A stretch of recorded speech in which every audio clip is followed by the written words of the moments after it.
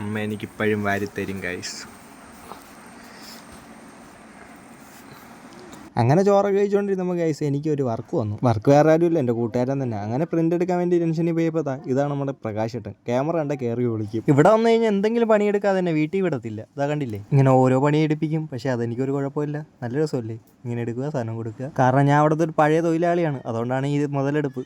ഇതാണ് കവിത ബേക്കറി, നമ്മുടെ കുറ്റിച്ചിലുള്ള ഫേമസ് ബേക്കറിയാണ്. ഈ നിൽക്കുന്നതാണ് പിമിച്ചേട്ടൻ. ഇനി വേറൊരാളും കൂടെ ഉണ്ട്, അത് മൂത്ത ഏട്ടൻ പ്രകാശേട്ടൻ. എന്നെ വെള്ളമൊക്കെ തന്ന് സൂചിപ്പിക്കുന്നുണ്ട്, എന്തിനാണെന്ന് തമ്പുരാനറിയാം. ക്യാമറ കണ്ടപ്പോൾ അങ്ങേര് ഓടി. പിന്നെ അവിടെ നിന്ന് വെള്ളം വാങ്ങിച്ചു കുടിച്ചു, നേരെ പോയി പ്രിൻ്റ് എടുത്ത് വന്നു, വർക്ക് സ്റ്റാർട്ട് ചെയ്തു. ഇപ്പം വിളിച്ചിട്ട് അളിയാ പാമ്പ്. ഞാൻ വിചാരിച്ച് വല്ല പാമ്പും കയറിയെന്ന് വീട്ടിൽ. പക്ഷെ കാരണം അതല്ല, അളി എനിക്ക് നെഞ്ചത്തൊരു പാമ്പ് വേണോ, അത് പരമശിവനാവാനാണോ എന്ന് ഞാൻ ചോദിച്ചു. അങ്ങനെ അളിയന് പാമ്പിനെ സ്റ്റാർട്ട് ചെയ്തപ്പോൾ തന്നെ അളിയും വിളി തുടങ്ങി. കാരണം എന്ന് വെച്ച് കഴിഞ്ഞാൽ അവിടെ എല്ല് വരുന്ന ഭാഗം വേണ്ടിയിട്ട് വേദന കൂടുതലാണ്. പാമ്പിൻ്റെ വർക്കൊക്കെ കഴിഞ്ഞ് ആള് ഹാപ്പി, പൈസ തരാമെന്ന് പറഞ്ഞപ്പോൾ ഞാനും ഹാപ്പി. അപ്പോൾ ഇന്നത്തെ വിശേഷം ഇത്രയേ ഉള്ളൂ. Tata bye bye.